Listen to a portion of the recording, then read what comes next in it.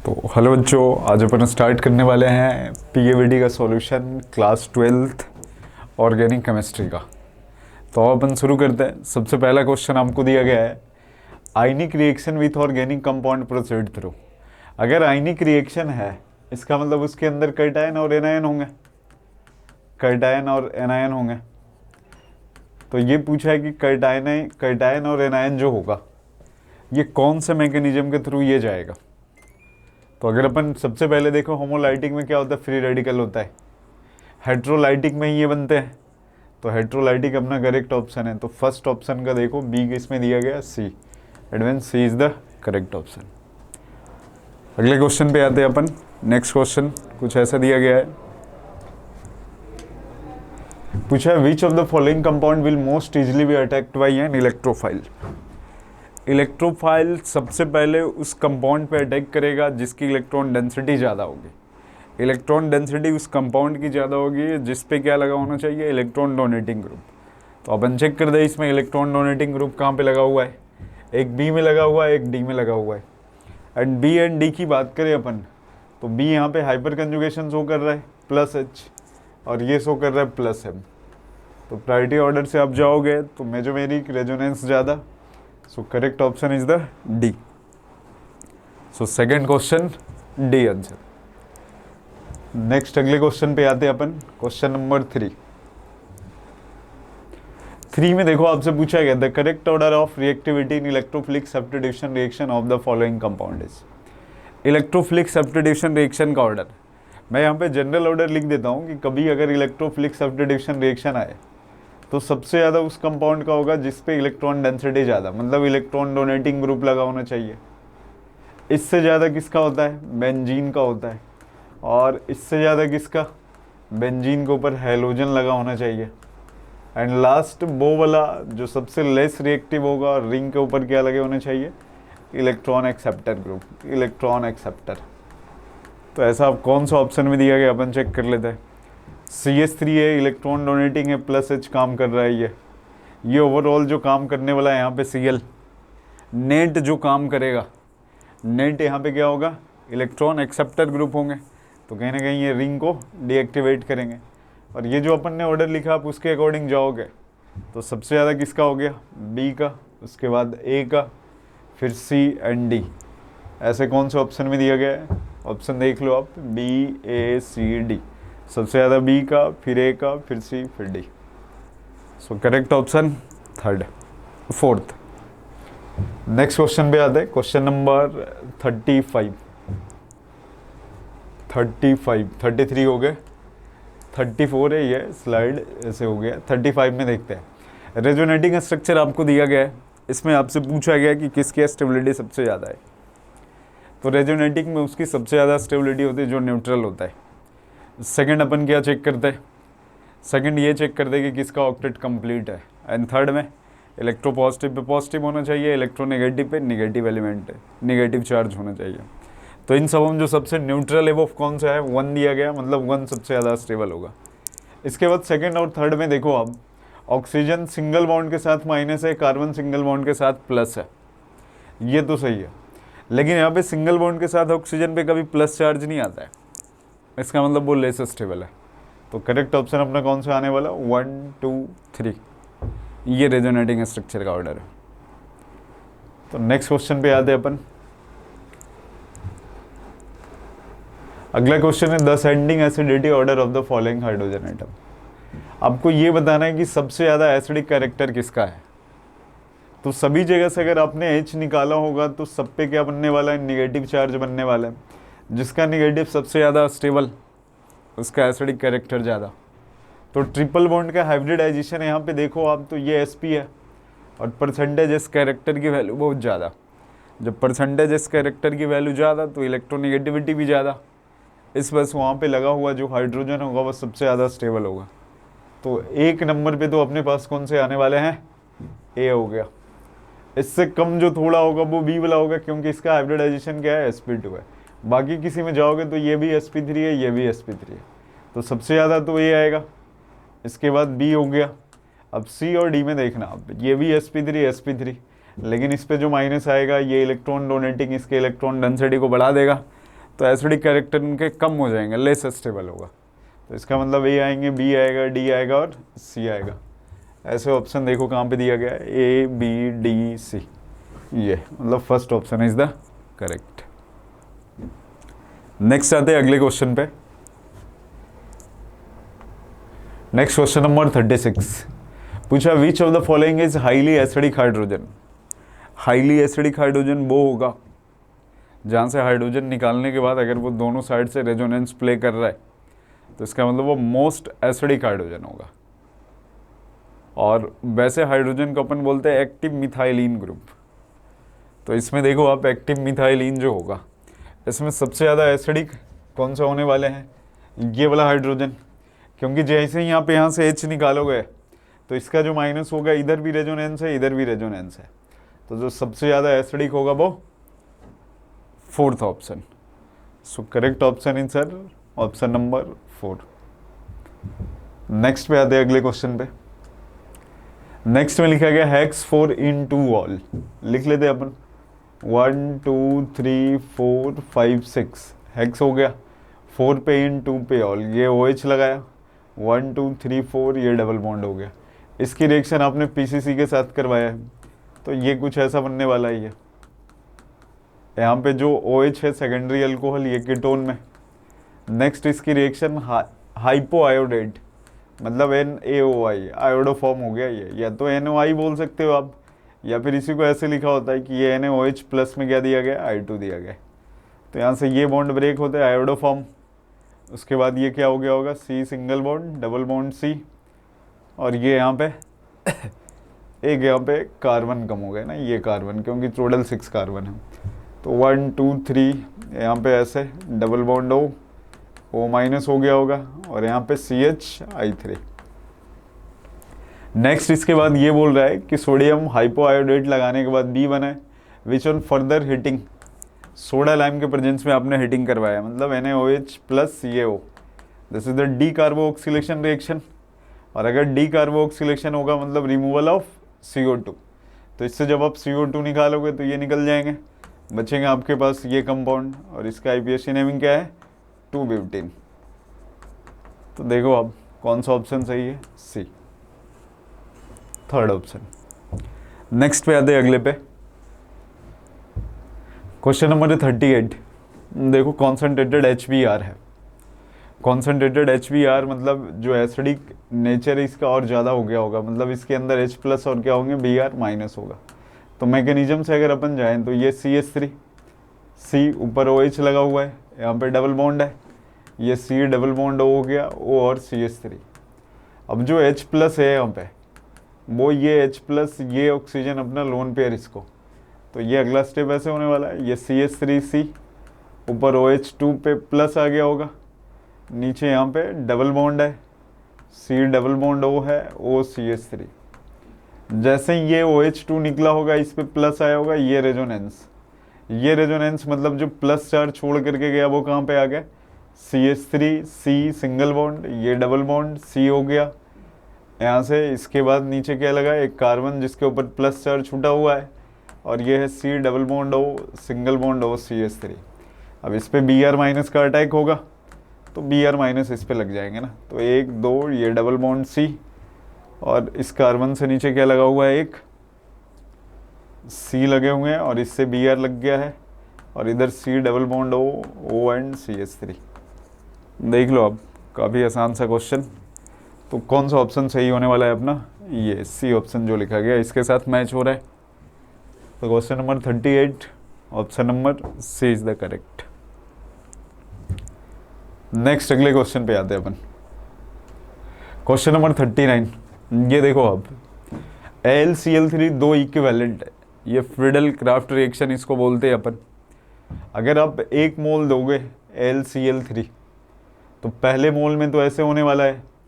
अब lone pair, अब ये सवाल ये है ना कि जो AlCl3 ये लुईस एसिड है तो इसको क्या चाहिए, लोन पेयर, इलेक्ट्रॉन एक्सेप्ट करना चाहेगा वो, तो इलेक्ट्रॉन तो वही देगा जिसका लोन पेयर फ्री हो।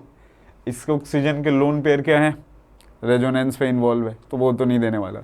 लेकिन इन दोनों का ऑक्सीजन क्या है, फ्री बैठे है, तो ये अपना लोन पेयर इसको देगा AlCl3 को, और ये वाला बॉन्ड ऐसे ब्रेक होगा जिसके कारण इस पे प्लस।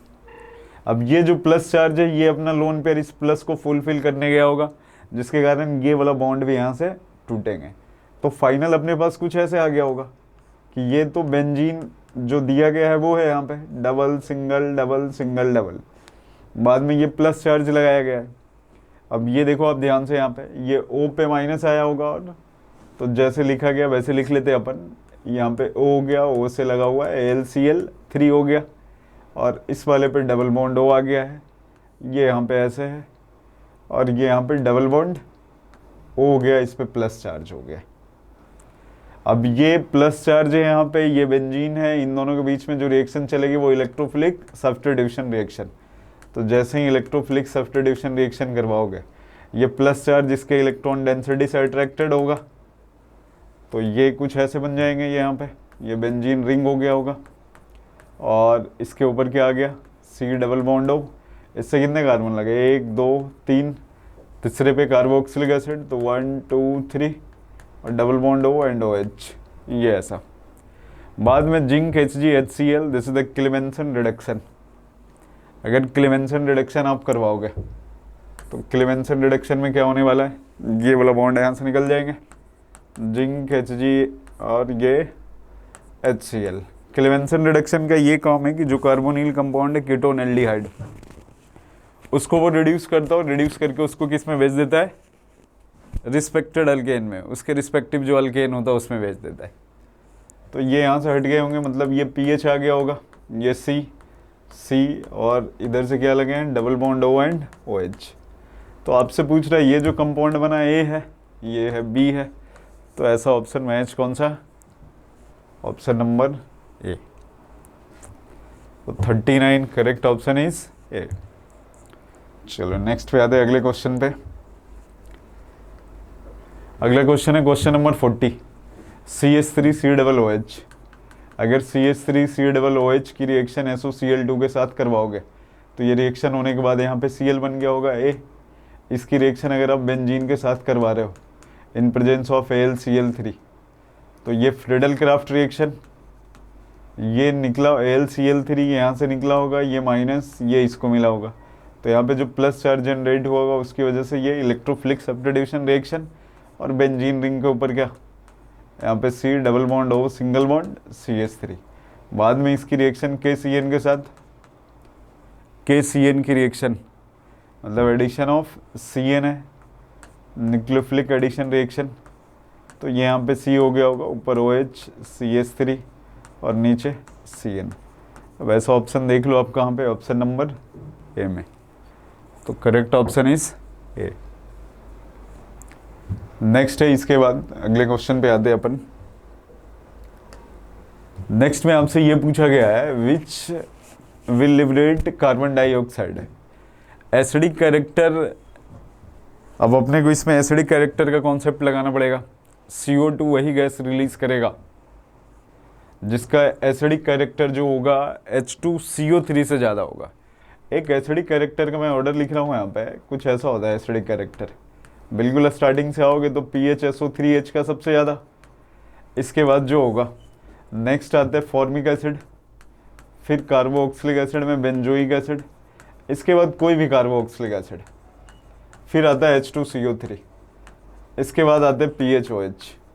तो एसिड बेस रिएक्शन तभी पॉसिबल है, एसिड बेस रिएक्शन तभी पॉसिबल है जब स्ट्रॉन्ग एसिड जो होगा ये किस में कन्वर्ट होने चाहिए, weak acid plus weak base में। तो CO2 तो उसी के अंदर रिलीज होगा जिनका एसिडिक कैरेक्टर H2CO3 से ज़्यादा होगा। तो H2CO3 से ज़्यादा वाला इसमें देख लो कौन सा आ रहा है, ये PHCOOH। इसके अलावा एक और होता है पिक्रिक एसिड, पिक्रिक एसिड। तो B एंड C किसमें दिया गया, B and C, option number 3। So correct option sir 41 का हो गया C। नेक्स्ट अगले क्वेश्चन पे आते हैं अपन। Question number 42, which of the following reagent is suitable for the preparation of the product in the above reaction. बस पहले और दूसरा जो दिया गया उसके अंदर सारा कुछ सेम है, बस ये डबल बॉन्ड O हटा करके यहाँ पे H आ गया है। तो अगर विदाउट डबल बॉन्ड को डिस्टर्ब किए हुए आप कार्बोनिल कार्बन को रिस्पेक्टिव अल्केन में कन्वर्ट करना चाहते हो हाइड्रोकार्बन में, तो उसके लिए अपन कौन सा यूज़ करते हैं? उसके लिए जो यूज़ करते हैं रिडक्शन रिएक्शन, उसका नाम होता है वुल्फ किस्नर रिडक्शन, और उसका रिएजेंट ऐसा होता है NH2, यहाँ पे भी ये NH2 और ये C2H5O-Na+, ये देख लो आप। तो बी ऑप्शन। अगर आप NaBH4 लगाओगे तो NaBH4 जो होगा डबल बॉन्ड O को नहीं हटा पाएंगे, वो OH हो जाएगा। उसके अलावा NiH2 लगाओगे वो सबको रिड्यूस कर देगा, और ये तो बहुत ही स्ट्रॉन्ग रिड्यूसिंग एजेंट है, तो इसके साथ पॉसिबल ही नहीं है। तो करेक्ट ऑप्शन कौन सा है अपना? Option number B. नेक्स्ट अगले question, question number 43। In 43 you have given sir PHC double bond O single bond CH3। मतलब ये जो रिएक्शन लिखा गया कुछ ऐसा है, PHC double bond O single bond CH3, इसकी रिएक्शन NaCl के साथ, मतलब या तो ये लिखो आप या फिर ये लिखो, दोनों का मतलब बराबर है। क्लोरीन है तो क्लोरोफॉर्म रिएक्शन बोलते हैं इसको, काम तो वही होना है। ये बॉन्ड यहाँ से ब्रेक होंगे, ये बन गया होगा PHC double bond O -H, और इधर क्या CHCl3। अब इसकी रिएक्शन SOCl2 के साथ हुआ है, तो SOCl2 के साथ होने पे ये बनेगा PHC डबल बॉन्ड O और ये Cl। अगला रिएक्शन जो है नेक्स्ट एनिलीन के साथ है, तो एनिलीन की रिएक्शन अपन ने जो आया प्रोडक्ट उसके साथ करवा देते हैं। ये देखो इसके पास लोन पेयर, ये लोन पेयर इस कार्बोनिल कार्बन पर अटैक करेगा। अगर ये कार्बोनिल कार्बन पर अटैक करेगा तो एक पॉसिबिलिटी तो ये है कि ये डबल बॉन्ड ब्रेक हो, फिर ये बैक बॉन्डिंग होगा तो एक कार्बन क्लोरीन यहाँ से निकल जाएंगे। मतलब अल्टीमेटली अपने को निकालना यहाँ से क्या है? क्लोरीन ही है। तो जैसे ही यहाँ से क्लोरीन निकला होगा, एक स्टेप आगे बढ़ जाते हैं अपन। पहले तो ये हुआ होगा कि ये डबल बॉन्ड ब्रेक हुए होंगे, तो यहाँ पे कुछ ऐसे बना होगा, ये PH, ये C, O पे माइनस, इधर जो Cl लगा है यहाँ पे N आ गया होगा, और इससे 2 H लगे हुए हैं, इस पर प्लस आ गया होगा क्योंकि इसने लोन पे डोनेट किया है PH। बाद में कुछ ऐसा है, ये बॉन्ड यहाँ से डबल बॉन्ड O हुए होंगे, उसके बाद फिर ये Cl यहाँ से निकला होगा। तो Cl ये अकेला नहीं निकला होगा, ये जो Cl निकला होगा नाइट्रोजन भी अपने आप को स्टेबलाइज करने के लिए यहाँ से एक हाइड्रोजन फायर हुआ होगा, तो ये ऐसे। तो इसका Cl, इसका H, बाई प्रोडक्ट में HCl, और ये कुछ ऐसा बना होगा, ये PHC डबल बॉन्ड O, और यहाँ पे ये क्या लगा हुआ है NH, और इससे एक बेंजीन रिंग। अब ऐसा ऑप्शन अपन चेक कर दे किसमें दिया गया, option number A. So correct option is the option number A, question number 43। Next है, इसके बाद अगले क्वेश्चन पे आते हैं। Next question number 44। Identify the suitable reagent for the following conversion. ये देख लो, ये एस्टर दिया गया, एस्टर को कन्वर्ट करना एल्डिहाइड में, डाइवल H यूज़ करते हैं अपन, तो ये डाइवल H यहाँ पे लिखा गया है, डाई आइसोब्यूटाइल एल्युमिनियम हाइड्राइड। तो ये तो काफ़ी आसान सा क्वेश्चन, डायरेक्ट 44 का बी ऑप्शन। नेक्स्ट इसके बाद है क्वेश्चन नंबर 45। 45 में ऐसा दिया गया है CH3 MgBr एक्सेस है, बाद में H3 को प्लस लगाया गया है।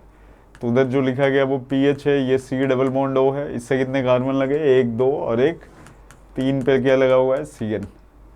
अब ये CH3 MgBr, ये जब भी ब्रेक होगा तो इस पे माइनस, इस पे प्लस, ये डबल बॉन्ड ब्रेक होंगे माइनस प्लस, तो एक बार तो ये यहाँ पे आ गया होगा, तो यहाँ से PH हो गया होगा, C ऊपर अल्टीमेटली OH आ गया होगा, CH3 C। अब जो Cn है ये भी यहाँ से क्या होगा? रिएक्शन होगी, तो ये जैसे ही रिएक्शन होगा इस पे माइनस, इस पे प्लस, तो फिर से CH3 MgBr की रिएक्शन, और इसका माइनस इसके ऊपर, तो ये आ गया होगा PH सिंगल बॉन्ड C, ऊपर OH, नीचे CH3, और ये ऐसा है यहाँ पे ना, 1 कार्बन 2 कार्बन, और तीसरे से CH3 हो गया होगा ना। अब जैसे ही आपने यहाँ पे इसके बाद लगाया होगा क्या, ये जो बना होगा ये डबल बॉन्ड N हो गया होगा और MgBr। बाद में जब आपने इसको H3 को प्लस दिया होगा तो ये कुछ ऐसा बन गया होगा, PHCOH सिंगल बॉन्ड CH3, यहाँ पे 1 2 3 हो गया, तीसरे से डबल बॉन्ड N का जब हाइड्रोलिसिस होगा तो ये डबल बॉन्ड O हो गया होगा, सिंगल बॉन्ड CH3। तो ऐसा ऑप्शन किसके अंदर मैच कर रहे हैं? ऑप्शन बी में। देख लो, so B is the correct answer. Next है इसके बाद question number 46। In 46 you have given sir CH3CHO। अगर तुम CH3CHO की रिएक्शन LiLH4 के साथ करवाते हो H3O प्लस के प्रेजेंट्स में, तो ये CH3CH2 OH बन जाएंगे। बाद में ये A है ना, इसका बाद में डिहाइड्रेशन करवाया गया है, हीट लगाया गया H2SO4, तो डिहाइड्रेशन होगा तो ये C डबल बॉन्ड C, ये हो गया B। अब B की रिएक्शन आपने HBr के साथ करवाया, तो HBr के साथ करवाया, ये बन गया होगा C सिंगल बॉन्ड Br। अब इसकी रिएक्शन आपको करवाना है किसके साथ, ब्रोमो बेंजीन के साथ, तो ये हो गया Br। अब ये Na ड्राई ईथर, मतलब ये वुड्स फिटिंग रिएक्शन बोलते हैं इसको, तो Na ड्राई ईथर में कुछ ऐसा आ गया होगा, Na ड्राई ईथर, ये ऐसा, ये यहाँ से NaBr निकल जाएंगे, मतलब बेंजीन रिंग जो होगा इसके ऊपर 2 कार्बन लग जाएंगे, तो ऐसा ऑप्शन किसमें है, बी में। So B is the correct answer. Next पे आते हैं अगला क्वेश्चन नंबर 47। 47 में identify the major product obtained in the following reaction. ये टॉलिंस रिएजेंट है। टॉलिंस रिएजेंट का एक ही काम है कि जो एल्डिहाइड है उसको किस में करता है, सॉल्ट ऑफ कार्बोक्सिलिक एसिड के अंदर।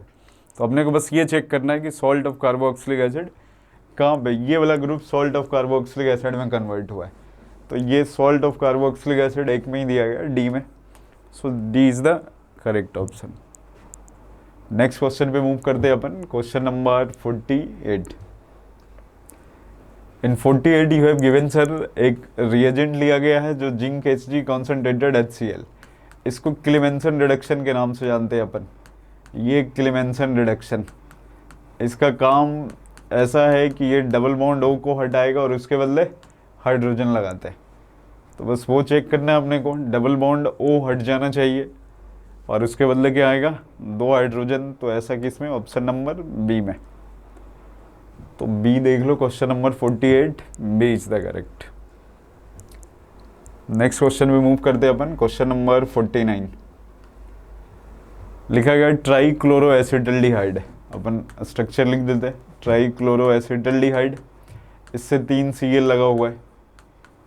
अब बोल रहा है इसका रिएक्शन कैनेजारो, आपको पहले ही हिंट दे रखा है कि कैनेजारो रिएक्शन हुआ है, मतलब डिस्प्रोपोर्शनल रिएक्शन हुआ है, एक ऑक्सीडाइज दूसरा रिडक्शन।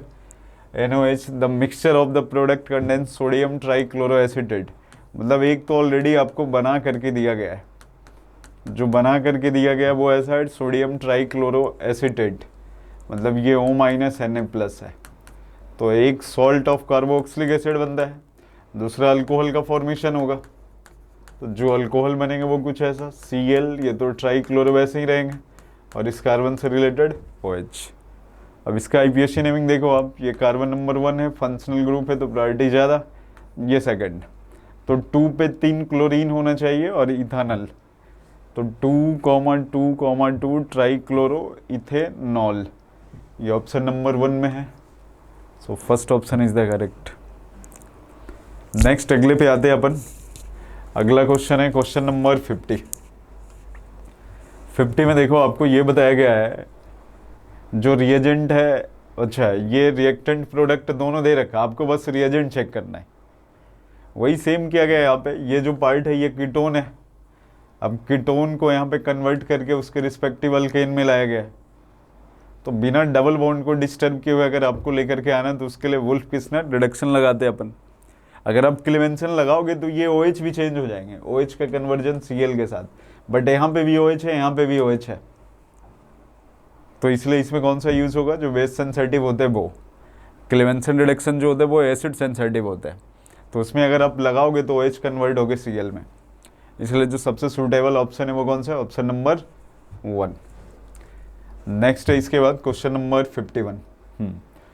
अब आपको ये इंटीजर टाइप में दिया गया है ना, पूछा मेटा डायरेक्टिंग। मेटा डायरेक्टिंग तो वो वाला होगा जो रिंग के ऊपर किसकी तरह काम करता हो, इलेक्ट्रॉन एक्सेप्टर की तरह, रिंग को डीएक्टिवेट करने वाला।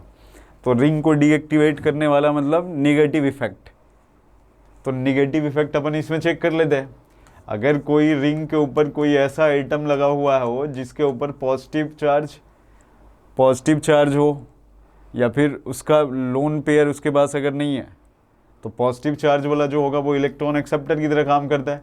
और अगर निगेटिव चार्ज और लोन पेयर होगा, अगर रिंग के ऊपर कोई ऐसा एटम ए लगा है जिसके ऊपर क्या हो, निगेटिव चार्ज हो और लोन पेयर, तो ये हमेशा रिंग को एक्टिवेट करने वाला होगा, तो ये एक्टिवेटर होगा, एक्टिवेटर। अब ऐसा जिसमें नहीं है वो चेक कर लेते अपन।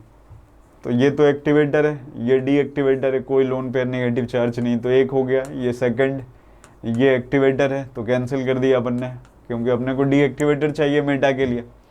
NH डबल बॉन्ड, इसके पास लोन पेयर है तो ये भी एक्टिवेटर का काम करेगा।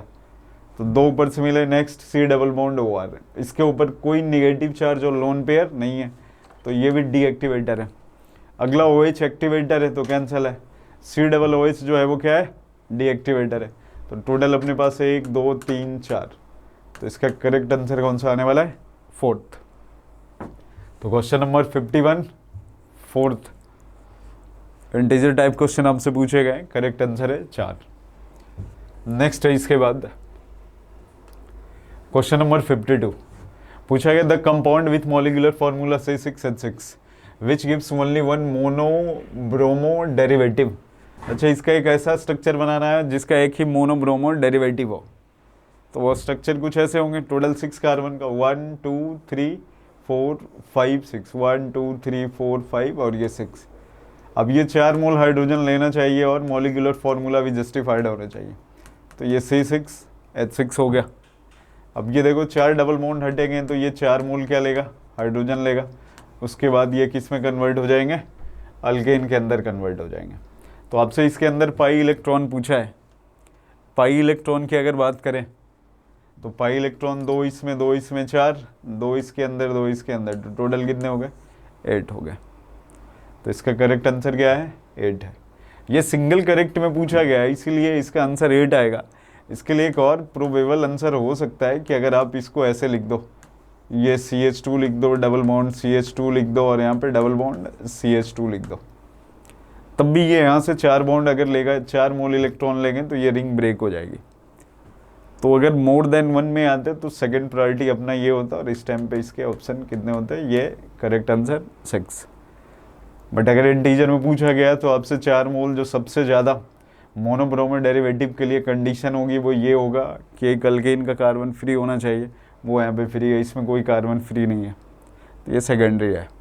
तो सबसे पहला जो अपना है वो कौन सा है, इस ऑप्शन से जाओगे आप, correct answer 8। Next question number 53, आपको पूछा गया है कि यहाँ पे कितना ग्राम 3 हाइड्रोक्सी प्रोपानल, ये प्रोपानल कुछ ऐसा 3 पे हाइड्रोक्सी, ये OH लगाया और ये CH2 है, CH2 और ये C डबल बॉन्ड OH। इसका मॉलिक्यूलर मास दे रखा है कि 74 है, मस्ट बी डिहाइड्रेटेड है, इसका डिहाइड्रेशन हुआ है मतलब H2O निकला है। तो एक नया कंपाउंड बना है जिसका नाम है एक्रोलिन और मॉलिक्यूलर फार्मूला है C3H4O। और ये देखो ना आप, ये अगर लगाओगे डिहाइड्रेशन मतलब H2O। ये रिएक्शन ऑलरेडी बैलेंस है, काफ़ी आसान सा क्वेश्चन। मास आपको नहीं पता है तो x मान लो आप, किसका मास x है। पूछा if the percentage yield is 64। अच्छा, जो परसेंटेज यील्ड है बस वो कितने हो रहे हैं, 64 ही है। तो जो इसके मोल होंगे वो इसके मोल के बराबर होगा, बट इसका यील्ड 64 है, मतलब कुछ ऐसे आएंगे। इसका मास अगर x है तो x divided molar mass 74, percentage yield बस कितना है 64, तो ये 0.64 हो गया होगा मल्टीप्लाइडेड। तो x इंटू 0.64 इक्वल टू इसके मोल के बराबर, इसके मोल देखो कितना दिया गया आपको, मास दिया गया 7.8 और मोलर मास जो रखना है एक्रोलीन का वो कितना है 56। यहाँ से आप x निकालो, ये ऑलमोस्ट 16 के आसपास आती ना। तो अपना करेक्ट आंसर क्या है इसका 16। तो जो नेक्स्ट इंटीजर है उसका करेक्ट आंसर 16। नेक्स्ट पे आते हैं क्वेश्चन नंबर 54। 54 का भी आसान सा सवाल पूछा, in Tollens test for aldehyde the overall number of electrons transfer to the Tollens reagent formula. पूछा है टॉलिंस रिएजेंट के अंदर नंबर ऑफ इलेक्ट्रॉन का कन्वर्जन। ये दो आसान है, Ag2O प्लस इसकी रिएक्शन 4NH3 के साथ चलती है, प्लस में ये कितना H2O, ये जो बनता है वो कुछ ऐसा ट्वाइस AgNH3 ऑल ट्वाइस, इसके ऊपर प्लस चार्जेस और ये plus twice O H minus. तो नंबर ऑफ इलेक्ट्रॉन का इन्वॉल्वमेंट कितना है, चार्ज से पता चल जाएगा आपको, 2 + 2 माइनस, मतलब इलेक्ट्रॉन पर एल्डिहाइड मोल कितने हैं यहाँ पे, 2। तो करेक्ट आंसर इसके कितने हो जाएंगे, 2 is the correct answer. Next है अगला क्वेश्चन नंबर 55। 55 में आपको नंबर ऑफ कायरल सेंटर ढूंढना है। कायरल सेंटर का मतलब sp3 हाइब्रिडाइजेशन एंड ऑल जो 4 वैलेंसी होने चाहिए वो डिफरेंट होने चाहिए। वो चेक करते हैं अपन। इसमें अगर देखें अपन तो सबसे पहला कायरल सेंटर अपने को ये दिख रहा है यहाँ पे, ये पहला हो गया। यहाँ से चलेंगे तो ये सेकंड हो गया। इसके बाद नेक्स्ट पे आए तो ये कौन सा हो गया, ये थर्ड हो गया। ये भी देख लो, इसके चारों अलग अलग हैं, 4 1 2, नहीं इसके 2 हाइड्रोजन है तो ये तो नहीं है, ये तो कैंसिल है ना। मतलब ये पहला, ये सेकंड, इसके पास 2 हाइड्रोजन है तो ये कायरल सेंटर नहीं है। ये है, ये थर्ड हो गया, ये 4 हो गया यहाँ से, और इधर से आगे बढ़े सब sp2, ये sp3 है तो एक ये हो गया। तो टोटल 1 2 3 4 5, तो करेक्ट आंसर 5। तो ये था आपका सॉल्यूशन। Thank you.